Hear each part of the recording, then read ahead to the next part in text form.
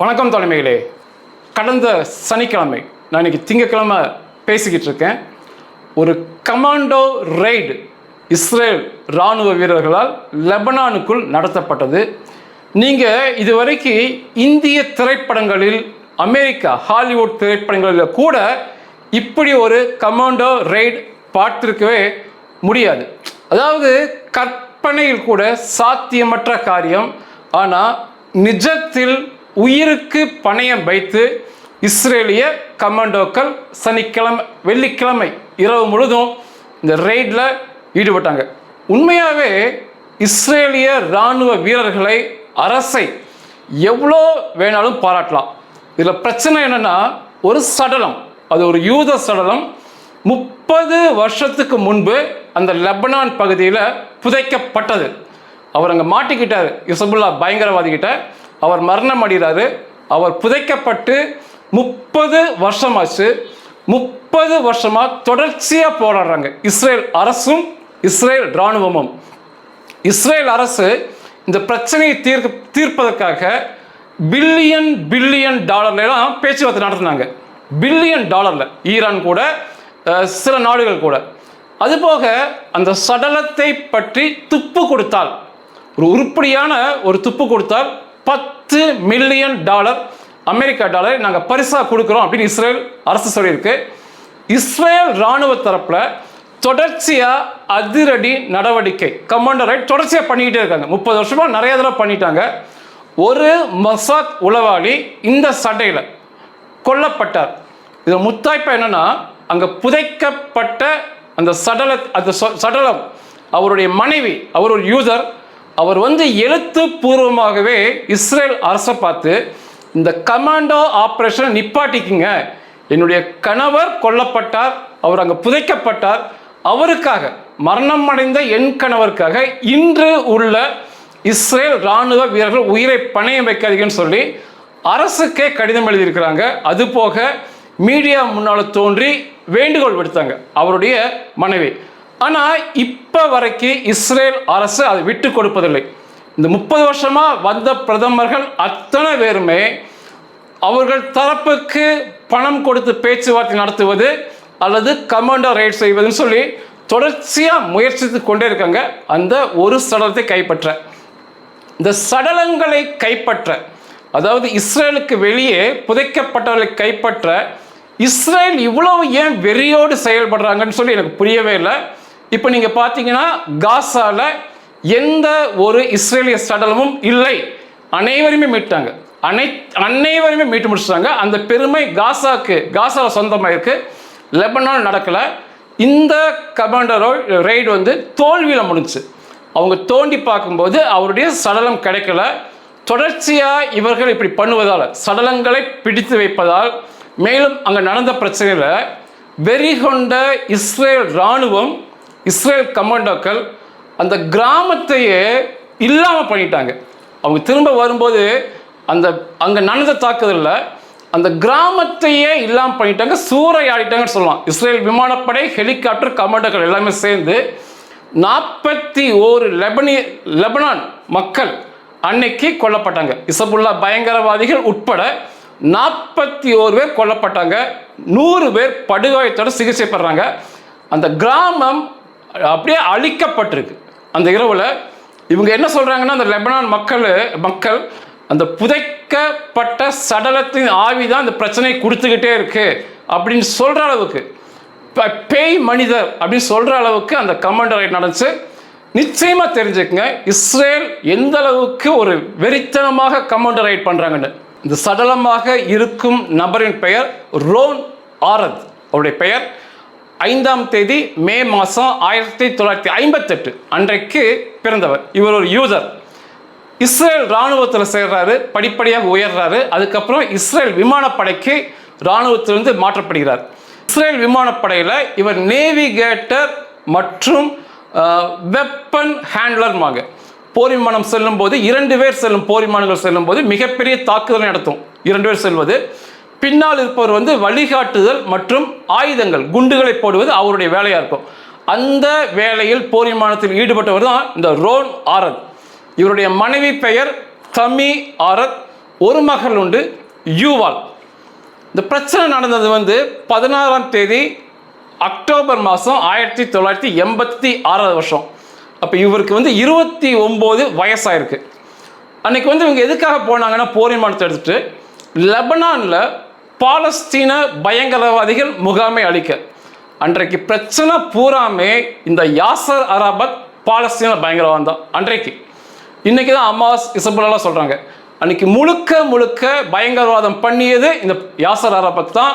அதே போல் இத்தனை பயங்கரவாத இயக்கம் தோன்றுவதற்கு காரணமாக இருந்ததும் யாசர் அரபாத் தான்.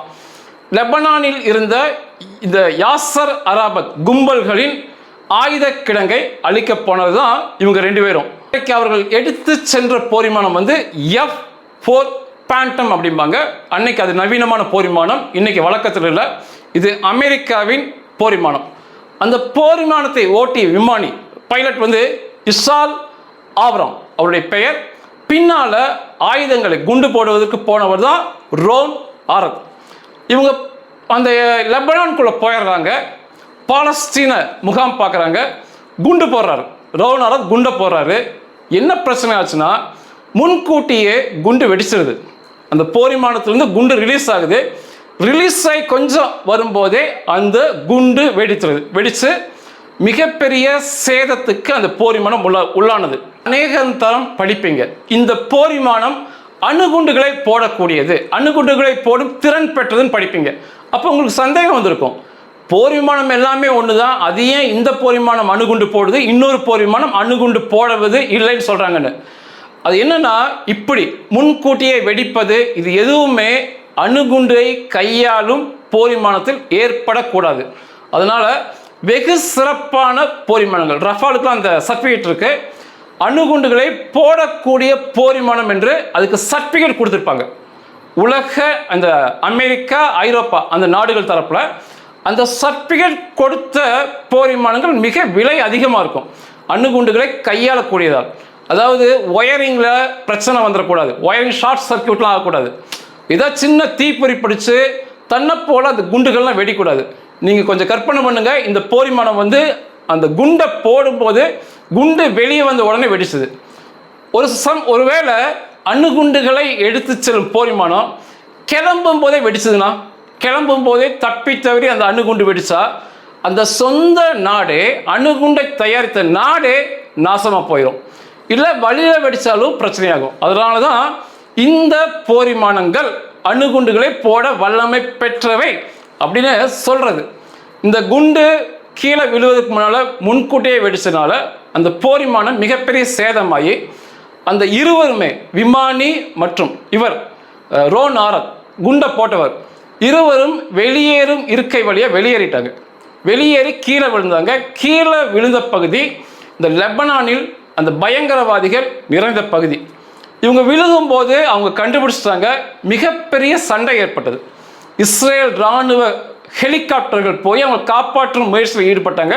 ஒரு சில மணி நேரம் கடந்தது. இதில் அந்த விமானத்தை ஓட்டிய இசால் ஆபிராமை அந்த ஹெலிகாப்டர் அவங்க பார்த்துட்டாங்க. அவர் மறைந்திருந்தார் ஒரு மலை முகட்டு பகுதியில். அந்த விமானம் விழுந்தது. அந்த விமானத்தின் ஒரு பகுதிக்கு கீழே பதுங்கி இருந்தார். இவங்க ஹெலிகாப்டர் மீட்க போகும்போது மிகப்பெரிய துப்பாக்கி சண்டை ஏற்பட்டது. மிகப்பெரிய துப்பாக்கி சண்டைக்கு மத்தியில் அவரை காப்பாற்றி கொண்டு போயிட்டாங்க. ஆனால் இந்த குண்டு போட்ட ரான் ஆராத்தை காப்பாற்ற முடியல. அந்த பகுதியில் விழுந்து கிடந்த ரான் ஆராத்தை அன்னைக்கு அமல் பயங்கரவாத இயக்கம் என்று லெபனானில் புகழ் பெற்றது. அதாவது பாலஸ்தீன பயங்கரவாதத்துக்கு அடுத்து அந்த அமல் பயங்கரவாதிகள் கையில் ரோன் ஆரத் மாட்டிக்கிட்டாரு. மிகப்பெரிய கடுமையான தாக்குதலுக்கு உள்ளானார். அந்த அமல் பயங்கரவாத இயக்கத்தின் தலைவர்களான முஸ்தபா திரானி, நபி ஃபெரி, இந்த 2 பேருமே அவரை கொண்டு போய் அவர்களுடைய கட்டுப்பாட்டின் கீழே வச்சுக்கிட்டாங்க. ரோன் ஆரத்தை வச்சுக்கிட்டு இஸ்ரேல் அரசை நோக்கி பிடித்து வைக்கப்பட்டிருந்த இந்த பாலஸ்தீன பயங்கரவாத கைதிகள், சியா இஸ்லாமிய பயங்கரவாத கைதிகள் மிக பெரிய பணத்தொகையை கேட்டு பேச்சுவார்த்தை போயிட்டு இருந்துச்சு. பேச்சுவார்த்தை வெற்றியில் முடியல. 1986 இவர் மாட்டினாரு. 1987 இவருடைய ஒரு புகைப்படம், தாடி வைக்கப்பட்டிருந்த புகைப்படம், இவர் கைப்பட எழுதிய கடிதம், 3 பக்க கடிதம் வந்து அவருடைய குடும்பத்துக்கு சேர்க்கப்பட்டது. 1988 அதுக்கு அடுத்த வருஷம் இந்த முஸ்தபா திரானி பிடிச்சு வச்சிருந்தவன் வந்து அமல் பயங்கரவாத இயக்கத்தில் வந்து இசபுல்லா பயங்கரவாத இயக்கத்தில் போய் சேர்ந்தான். அந்த ரோன் ஆரத்தை இசபுல்லா பயங்கரவாதிகள் கையில் ஒப்படைச்சிருந்தான். அவங்க ரோன் ஆரத்தை ஒரு மறைவிடத்தில் வச்சிருந்தாங்க. ஒரு சமயம், அந்த சமயத்தில் 1988க்கு அப்புறம் இஸ்ரேல் போர் விமானங்கள் அந்த பகுதியில் வான்வெளி தாக்குதல் நடத்தும் போது அந்த ரோன் ஆரத்தை அங்கேயே விட்டுட்டு துணைக்கிருந்த எல்லாருமே தச்சோடி போயிட்டாங்க. இவர் வந்து அங்கே ஒரு புதர் மறைவில் இருந்தார் சொல்லப்படும். அடுத்த நாள் இசபுல்லா பயங்கரவாதிகள் போய் பார்க்கும்போது அங்கே ரோன் ஆரத்தை காணல், உயிரோடனும் இல்லை, சடலமாகவும் அவர் இல்லை. எங்கே போனான்னு தேடினாங்க, ஆள் கிடைக்கவே இல்லை. அப்போ இசபுல்லா பயங்கரவாத இயக்கம் என்ன முடிவுக்கு வந்தாங்கன்னா, அந்த பகுதியில் செயல்பட்ட ஈரான், அப்போவே வந்து ஈரான் அங்கே வந்து ஊடுருவி செயல்பட்டு இருந்தாங்க பயங்கரவாத, அந்த ஈரான் இராணுவம், புரட்சிகர இராணுவம் IRGC, அவங்க அவரை கொன்று சென்றிருக்கலாம், ஈரானுக்கு கொண்டு சென்று மறைத்து வைத்திருக்கலாம் அப்படிங்கிற ஒரு முடிவுக்கு வந்து இசபுல்லா அப்படியே அதை விட்டுட்டாங்க. 1996 இந்த பிடிச்சிருந்த முஸ்தபா திரானியை வந்து இஸ்ரேல் கமாண்டோக்கள் தொடர்ச்சியாக செயல்பட்டாங்க இந்த ரோன் ஆரத்தை காப்பாற்றுவதற்கு. முஸ்தபா திரானியை கைப்பற்றி இஸ்ரேல் கொண்டு சென்று கடுமையாக விசாரித்து உண்மை கண்டறியும் சோதனைலாம் தொடர்ச்சியாக அவன்கிட்ட நடத்திக்கிட்டு இருந்தாங்க. அப்போ பிடிச்சு வச்சிருந்த ஈரான் அரசு வந்து ஈரானில் இருக்கிறது தெரிஞ்சால் ஒரு போர் வரவுக்கு வழியாக மாறுன்னு சொல்லி ரோன் ஆரத்தை திரும்ப கொண்டு வந்து லெபனானில் இசபுல்லா கையில் ஒப்படைச்சிக்கிட்டு, அந்த ரோன் ஆரத் இந்த லெபனானில் இருக்கிறார், இசபுல்லா கையில் இருக்கான்னு சொல்லி ஆதாரத்தை காமிச்சு ஈரான் அதோடு அதை முடிச்சுக்கிட்டாங்க. அதுக்கப்புறம் ரோன் ஆரத் அங்கே தான் இருந்தார். இந்த பிடிச்சு போன முஸ்தபா திரானி வந்து பல்வேறு சோதனைக்கு உட்படுத்தப்பட்டான். பின்னாட்களில் கைதிகள் பரிமாற்ற ஒப்பந்தத்தில் இவன் விடுதலை செய்யப்பட்டான். மிக கடுமையான நோய்வாய்ப்பட்ட இந்த ரோன் ஆரத் 1997 காலகட்டத்தில் அவர் சிகிச்சை வந்து அவர் கொடுக்க வந்தப்ப மனம் வெறுத்து சிகிச்சைக்கு ஒத்துழைக்க மறுத்து சிகிச்சை பெற மாட்டேன்னு சொல்லி மரணம் அடைந்தார். அந்த 1998 அந்த காலத்தில் புதைக்கப்பட்டார் அப்படிம்பாங்க. வேறு சில தகவலும் சொல்லுவாங்க, அடித்தே கொல்லப்பட்டார், சித்திரவதை செய்து கொல்லப்பட்டார் ரோன் ஆரத் அப்படிம்பாங்க. நான் ஏற்கனவே பதிவு பண்ணியிருக்கேன், இந்த பயங்கரவாதிகள் கையில், பயங்கரவாத பிரிய மக்கள் கையில் உயிரோடு சிக்குவதற்கு அவர்கள் மரணம் அடைவது எவ்வளோ நாளும் நலம் அப்படின்னு இருக்கேன். அப்படி ரோன் ஆரத் அங்கே மரணம் அடைஞ்சார். 1997 அல்லது 98 இவரை லெபனானில் இசபுல்லா பயங்கரவாதிகள் ஏதோ ஒரு கல்லறையில் புதைத்துட்டு எங்களுக்கு எதுவும் தெரியல அப்படின்னு சொல்லிட்டாங்க. ரோன் ஆரத் உயிரோடு இருக்கும்போதும் மீட்க பல்வேறு முயற்சி நடந்தது. அவர் புதைக்கப்பட்ட பிறகு அவருடைய சடலத்தை மீட்க பல்வேறு கமாண்டோ ரைட், திரை மறைவு முயற்சிகள் நடந்தது. இதெல்லாம் முடிஞ்சது. இந்த வெள்ளிக்கிழமை இரவு, அதாவது 6ஆம் தேதி 3வது மாதம் இந்த வருஷம் 2026 வெள்ளிக்கிழமை இரவு 10:30 மணிக்கு இஸ்ரேல் கமாண்டோக்கள் லெபனானில் ஊடுருவினாங்க.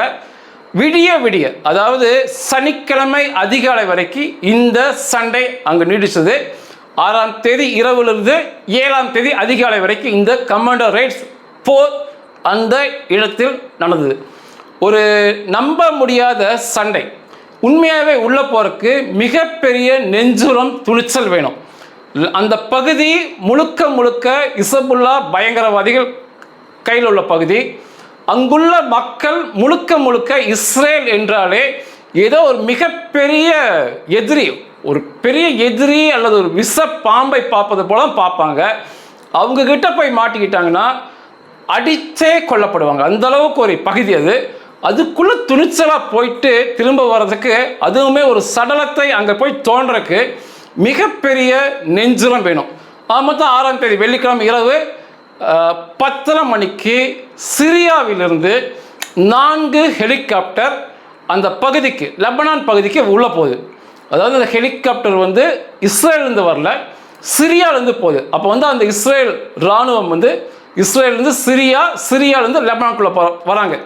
குழப்பம் ஏற்படுத்த வேண்டும் சொல்லி 4 ஹெலிகாப்டர் வருது. இந்த கமாண்டோ ரைடில் மொத்தம் 15 ஹெலிகாப்டர்கள், எண்ணற்ற போர் விமானங்கள் பயன்படுத்தப்பட்டுச்சு. 4 ஹெலிகாப்டர் எதுக்குன்னா கமாண்டோக்களை உள்ளே கொண்டு செல்வதற்கு, அதுபோக 11 ஹெலிகாப்டர் வந்து ஒரு வாகனங்களை, தேவைப்படும் வாகனங்களை அங்கே கொண்டு சென்று இறக்குவதற்கு போர் விமானங்கள்லாம் தாக்குதலுக்கு பயன்படுத்தப்பட்டன. 4 ஹெலிகாப்டரில் 80 கமாண்டோக்கள் லெபனானை நோக்கி போனாங்க. 3 கிராமங்களில் பிரிந்து பிரிந்து தரையிறங்கினாங்க. ஒரே இடத்துல போய் இறங்கலை. யாக்ஃபூபா, அல் கர்பா, மராபன், இந்த 3 கிராமத்தில் இந்த 4 ஹெலிகாப்டர் இறங்கி அதில் உள்ள கமாண்டோக்கள் இறக்கி விடப்பட்டாங்க. இதில் என்ன பிரச்சனைனா, அந்த கமாண்டோக்கள் அணிந்திருந்த உடை லெபனான் இராணுவ வீரர்கள் போடும் உடை. லெபனானில் இராணுவ வீரர்கள் இருக்காங்க, இசபுல்லா பயங்கரவாதிகள் இருக்காங்க, ரெண்டும் ஒன்று தான். அந்த கமாண்டோக்கள், இஸ்ரேல் கமாண்டோக்கள் அணிந்திருந்த உடை, லெபனான் இராணுவ வீரர்கள் அணிந்திருந்த உடை. அங்கிருந்து அவங்க அந்த 4 ஹெலிகாப்டரில் வந்தவங்க அந்த 3 கிராமத்திலிருந்து கிழக்கு லெபனானில் பெக்கா வேலி என்ற ஒரு பகுதி இருக்குது. அந்த பகுதியில் நபிசித் கிராமம் என்று இருக்குது. அந்த கிராமத்தை நோக்கி நகர்றாங்க. எதன் மூலமாக நகர்றாங்கன்னா, இசபுல்லா பயன்படுத்தும் ஆம்புலன்ஸில் நகர்றாங்க. போட்டிருக்க உடை அவர்கள் நகரும் வாகனம் இசபுல்லாவுடைய ஆம்புலன்ஸ், அதை போல தோற்றம் அளிக்குது. உள்ள வந்து 4 ஹெலிகாப்டர் சிரியாவிலிருந்து வருது. அந்த ஹெலிகாப்டர் பார்த்தா சிரியா ஹெலிகாப்டர் மாதிரி இருக்குது. இப்படி ஒரு பெரிய குழப்பத்துக்குள்ளே தான் அவங்க நகர்ந்து உள்ளே போகிறாங்க. இங்கே நீங்கள் பார்த்தீங்கன்னா, இஸ்ரேல் இராணுவ வீரர்களுக்கும் இசபுல்லா பயங்கரவாதிகளுக்கும் 100% ஆகாது. பார்த்தாலே கொண்டுக்குவாங்க. அதே போல் அந்த இஸ்ரேல் இராணுவ வீரர்களுக்கும் அங்குள்ள அரபிய மக்களுக்கும் 100% ஆகாது. லட்சக்கணக்கில் அங்கே இருக்கானுங்க, பார்த்தாலே கொண்டுருவானுங்க. அதே போல் இஸ்ரேல் இராணுவ வீரர்களுக்கும் லெபனான் இராணுவ வீரர்களுக்கும் 90% ஆகாது. இசபுல்லா பயங்கரவாதிகளுக்கும் லெபனான் இராணுவ வீரர்களுக்கும் 60% ஆகாது. இப்படி ஒரு பெரிய குழப்பமான சூழலில் யார் வரா, என்ன உடை, இப்படி லெபனான் இராணுவ உடையில் இருக்காங்க, இசபுல்லா ஆம்புலன்ஸில் வராங்கன்னு சொல்லி அந்த மக்களுக்கும் பெரிய குழப்பம், இசபுல்லா பயங்கரவாதிகளுக்கும் குழப்பம், லெபனான் இராணுவ வீரர்கள், அங்கிருந்த இராணுவ வீரர்களுக்கு குழப்பம். 2 மணிக்கு போனவங்க இரவு 11:12 அது நபிசித் கிராமத்தில் ஒரு புகழ்பெற்ற ஒரு பயங்கரவாத இயக்க தலைவனுக்கு குடும்ப கல்றை ஒன்று இருக்குது. கல்லறையில் வந்து இப்போ குடும்பம் ஒரு கல்லறையை உபயோகப்படுத்துகிறாங்க. அந்த கல்லறைக்கு போய் தோண்ட ஆரம்பிக்கிறாங்க. அதுக்கப்புறம் விஷயம் ஓரளவுக்கு எல்லாத்துக்கும் புரிய வருது. வந்திருக்கிறது இஸ்ரேல் கமாண்டோக்கள் தான் இந்த மாறு வேடத்தில் வந்திருக்காங்கன்னு சொல்லி அங்கிருந்த அது வந்து ஹிசபுல்லா பயங்கரவாதிகள் கோட்டை, பெக்கா வெடிக்கிறது மிகப்பெரிய கோட்டை. மிகப்பெரிய துப்பாக்கி சண்டை இரு தரப்புக்கும் ஆரம்பிக்குது. இஸ்ரேல் இராணுவ வீரர்களுக்கும் அந்த இசபுல்லா பயங்கரவாதிக்கும். ஒரு தரப்பினர் அங்கே வந்து அந்த கல்லறையை தோன்றாங்க. மிச்சம் இருக்கவங்க வந்து அவர்களுக்கு பாதுகாப்பாக சண்டையில் ஈடுபடுறாங்க. யாரும் பக்கத்தில் வர விடாமல் பயங்கரமான துப்பாக்கி சண்டை 2 மணி நேரமாக தொடர்ச்சியாக நடக்குது. தோண்டி பார்த்ததில் அந்த கல்லறை வந்து அவங்களுக்கு ஒரு குழு துப்பு கிடச்சி போன தோண்டிய கல்லறையில் ஒன்றும் இல்லை, காலியாக இருக்குது. பக்கத்தில் தோண்டி பார்க்குறாங்க, அங்கேயும் ஒன்றும் கிடைக்கல. மற்றதெல்லாம் பார்த்தீங்கன்னா அது வீணான முயற்சியாக முடியுது. தோண்டுவது எல்லாமே சண்டை பயங்கரமாக அந்த வந்து அவங்க கோட்டைகளால் தொடர்ச்சியாக தகவல் கொடுக்கப்பட்டு ஒரு இசபுல்லா பயங்கரவாதிகள் குவிஞ்சுக்கிட்டே இருக்கானுங்க. துப்பாக்கி சண்டை நடந்துக்கிட்டே இருக்குது. இப்போது எதுவுமே தோண்டி எதுவுமே கிடைக்கல. இவங்க திரும்ப இஸ்ரேலுக்குள்ளே வரணும். கிட்டத்தட்ட 80க்கு மேற்பட்ட கமாண்டோக்கள் உள்ளே இருக்காங்க. அத்தனை பேருடைய உயிரும் ஆபத்தில் போய் முடியும். ஏன்னா அவங்க கையில் இருக்க துப்பாக்கி குண்டுகள் வந்து இன்னும் கொஞ்சம் நேரம் தாக்கு பிடிக்கும், அவ்வளோதான். அதுக்கு மேலே துப்பாக்கியில் குண்டு இருக்காது. அப்போ இந்த விஷயம் தெரிந்த அந்த பயங்கரவாத பிரிய மக்களுமே அந்த கிராமமே வந்து சுற்றி வளைச்சிட்டாங்க. அந்த கல்லறையை சுற்றி வளைச்சிட்டு இஸ்ரேல் இராணுவ வீரர்கள் அந்த கமாண்டோக்கள் உயிரோடு வெளி போவதற்கு கொஞ்சம் கூட 1% சந்தர்ப்பத்தை கூட வாய்ப்பை கூட அந்த மக்களும் இசபுல்லா பயங்கரவாதிகள் கொடுக்கல. ஏன்னா ஒரு கமாண்டோ போறாருன்னா அவர்கிட்ட குறிப்பிட்ட அளவு தான் ஆயுதம் இருக்கும். அந்த ஆயுதம் வந்து ஒரு 3 மணி நேரம் 4 மணி நேரம் சண்டையில் தீர்ந்துடும். இசபுல்லா பயங்கரவாத இயக்கத்துக்கு அப்படி இல்லை, ஆயுதங்கள் அவங்க பகுதி வந்துக்கிட்டே இருக்கும். என்ன பண்ணுறதுன்னு தெரியாமல் வேற வழியே இல்லாமல் இப்படி கிராம மக்களை சுற்றி வளைச்சதுனால இஸ்ரேலிய விமானப்படை மற்றும் இஸ்ரேலிய போர் ஹெலிகாப்டர்கள் வந்து குண்டு மலை அந்த பகுதி பூரா குண்டுமலை பொழிந்தார்கள் அந்த நைட்டு பூரா. அந்த 80 கமாண்டோக்களை எதிர்த்து ஆயிரக்கணக்கான அந்த லெபனான் மக்கள், இசபுல்லா பயங்கரவாதிகள் இயக்கத்தினர் அந்த கூடியிருந்தாங்க. ஆனால் இஸ்ரேல் விமானப்படையின் தாக்கும் திறமை, ஃபயர் பவருக்கு முன்னால் அவர்களால் ஈடு கொடுக்க முடியல. அதாவது எங்கள் கமாண்டோக்களையோட சுற்றி வளைக்கிறீங்க மற்றும் எங்களுடைய ஒரு யூத சடலத்தையா இத்தனை வருஷமாக நீங்கள் அங்கே வச்சிருக்கீங்கிற வெறியில் முழுக்க அந்த கிராமம் முழுக்க குண்டு மழை பொழியப்பட்டது. நின்னா செதறி செத்து போவன் கருதிய இசபுல்லா பயங்கரவாதிகள் அந்த மக்கள், அந்த பகுதி பெக்கா வேலி மக்கள் சிதறி ஓடி அந்த கிராமத்தை விட்டு வெளியே ஓடிட்டாங்க. கிராமத்தை விட்டு எல்லாருமே வெளியே ஓடிட்டாங்க. அதுக்கப்புறம் அங்கே சென்றிருந்த இஸ்ரேலிய கமாண்டோக்கள் அத்தனை பேருமே பத்திரமாக அதே ஆம்புலன்ஸில் ஏறி வெளியே வந்து இஸ்ரேல் ஹெலிகாப்டர் மூலமாக காப்பாற்றப்பட்டு இஸ்ரேலுக்கு கொண்டு செல்லப்பட்டனர். ஒரே ஒருவர் கூட காயம் பெறவில்லை இந்த கமாண்டோ ரெய்டில். ஆனால் அவர்கள் சென்ற காரியமும் நடைபெறவில்லை. ஆனால் மிக துணிச்சலான கமாண்டோ ரெய்டை நடத்தி காமிச்சாங்க. ஆனால் முக்கியமான சொல்லப்படுது, ஒரு முக்கிய துப்பு கிடச்சிருக்கு இந்த கமாண்டோ ரெய்டு நடத்திய பிறகு அப்படின்ட்டு இருக்காங்க. அடுத்த நாள் காலையில் அந்த மக்கள் அந்த கிராமத்துக்குள்ள இஸ்ரேல் போர் விமானங்கள் ஹெலிகாப்டர் போயிடுச்சு தெரிஞ்சு அதுக்கப்புறம் துணிச்சலை வர வச்சுக்கிட்டு இந்த இசபுல்லா பயங்கரவாதிகளும் அந்த மக்களும் அந்த கிராமத்தில் போய் பார்க்கும்போது அவர்கள் கண்ணால் கண்ட காட்சியை நம்ப முடியல. அந்த கிராமமே சூறையாடப்பட்டுருந்துச்சு இஸ்ரேல் விமானப்படையால். எண்ணற்ற கட்டிடங்கள், எண்ணற்ற வீதிகள் ஒன்றுமே இல்லாமல் அடித்து நொறுக்கி இருந்தாங்க. 41 லெபனான் மக்கள், அவங்க லெபனான் மக்கள்ங்கிறாங்க, இஸ்ரேல் தரப்பில் இசபுல்லா பயங்கரவாதிகள்ங்கிறாங்க. எப்படி இருந்தாலுமே இசபுல்லா பயங்கரவாதிகள் மற்றும் லெபனான் மக்கள் அந்த இரவு அங்கே கொன்று குவிக்கப்பட்டிருந்தாங்க. 100க்கு மேற்பட்டவர்கள் கடுமையான காயத்தோடு சிகிச்சை பெறாங்க. அநேகர் அதில் இறக்கலாம் என்று சொல்லப்படுது. ஒரு உயிரற்ற சடலம் தான் புதைக்கப்பட்டு 30 வருஷம் ஆச்சு. அவங்க மனைவியே வேண்டாம் என்று கடிதம் எழுதி கொடுத்துமே தங்கள் உயிரையும் பொருட்படுத்தாமல் இதை போன்ற கமாண்டோ ரைடர் நடத்துறது உண்மையாகவே இஸ்ரேல் இராணுவத்தை, இஸ்ரேல் அரசை எவ்வளோ வேண்டுமென்றாலும் பாராட்டலாம். இதே போல் ஒரு துணிச்சலான ரெய்டெல்லாம் எதிரி தேசத்தில் போய் செய்கிறது உண்மையாகவே மிகப்பெரிய நெஞ்சிரம் வேணும். இதில் எதிரிகளுக்கு ஒன்று தெரியப்படுத்துகிறாங்க. அதாவது எங்களிடம் விளையாடாதே, ஒரு சடலமாக கூட இருக்கலாம், 30 வருஷத்துக்கு முன்னாடி போச்சதாக இருக்கலாம், தேவைப்பட்டால் உங்கள் கிராமத்தையே நாங்கள் அழிப்போம் அப்படிங்கிற ஒரு செய்தியை எதிரிகளுக்கு பதிய வச்சுருக்காங்க மனசில். அதே போல் அந்த இராணுவ வீரர்களுக்கு ஒரு நம்பிக்கை ஏற்படும்.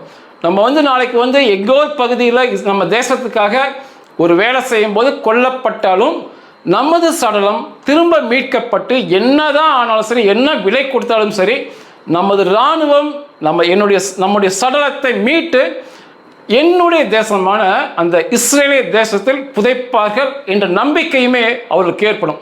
அப்படியுமே நான் அந்த கமாண்டோ ரைடை பார்க்குறேன். உண்மையாகவே எனக்கு பிடிச்ச கமாண்டோ ரைடு அது. உங்களுக்கு தெரியப்பட்டு தான் இந்த பதிவை கொடுத்தேன். நன்றிகள்.